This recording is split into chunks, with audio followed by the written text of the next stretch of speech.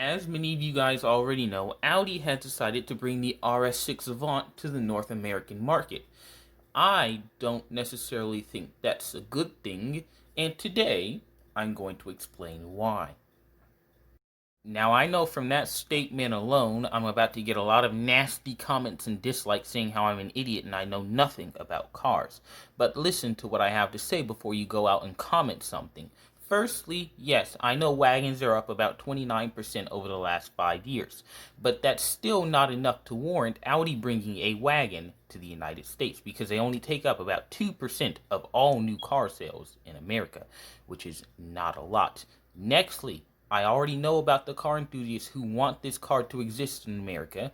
I'm just not one of them. And then lastly, watch the entire video before you go out and comment anything rude or anything at all, honestly, because you might get a little bit more understanding if you watch the entire video. I should also point this out. This is not a review of the Audi RS6 Avant. I will briefly go over the data, the specs, and I will tell you the pros, cons, and sales numbers of this vehicle, but it is not a review. This video is simply here so you will know that the Audi RS6 Avant is not a very wise financial decision for Audi in North America. Even though I don't think the RS6 Avant is a very good financial decision for Audi North America, I still do like this car, and here are some of the pros of it. First of all, it has very conservative styling. I happen to think this for every single RS model car that Audi builds. They are all very nice and they are all very subtle. A blend of both. You wouldn't know it was fast unless you knew it was fast. The next one, it is fast and it is practical. 0 to 60 in 3.5 seconds, 591 horsepower. And on top of that, it's a wagon, it's fast, and it's practical. The ultimate family hauler. And then finally, tons of standard tech. Now, I'm not going to get into all the tech stuff, but just know, it has tons of standard tech. Now let's talk about the cons of the RS6 Avant.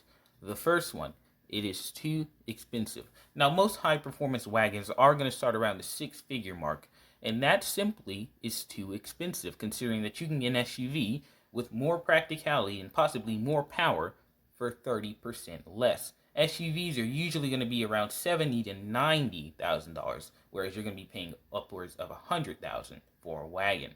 The next one is the fact that it is a wagon, and unfortunately, a lot of Americans just don't like wagons, and so a lot of these cars are going to go unsold because they're wagons, and most people like SUVs for their family haulers of choice. And then the last one, subpar fuel economy. Now, the fuel economy has not yet been tested for this vehicle, but it is probably going to be around 15 to 20 miles a gallon.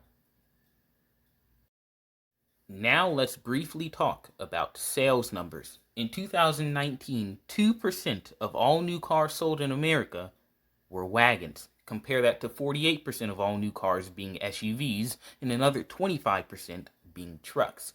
Wagons just aren't seen as cool anymore, and European brands such as Volvo, BMW, Mercedes, and even Buick don't seem to understand that, as they keep bombarding us with their wagons, which constantly, always fail. Now, the conclusion to this video. I like the Audi RS6 Avant. I really do, and a lot of car enthusiasts do as well.